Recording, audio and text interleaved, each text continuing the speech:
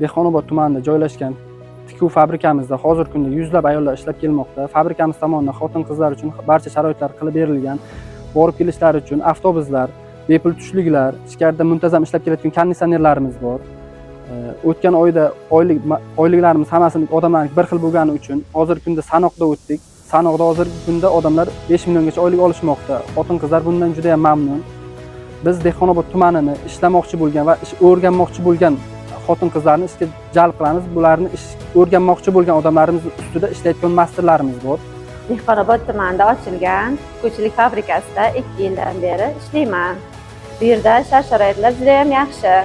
Bepul avtobuslar, issiq ovqat, salqin joylar, ishlashga hamma sharoitimiz bor. Yaqindan sanoqqa boshlandi. Sanoqdan 4 million oylik oldim.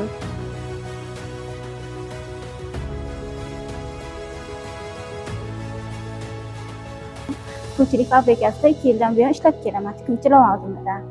Oxirgi oyligimizda mana 3,5 million oylik oldim. Men bu oilamga daromad kiritganimdan juda ham faxrlanaman.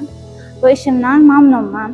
Barcha xotin-qizlar nomidan, prezidentimiz tomonidan bizga shart-sharoitlar yaratib berganidan mamnunmiz. Barchamiz nomidan minnatdorchilik bildiramiz.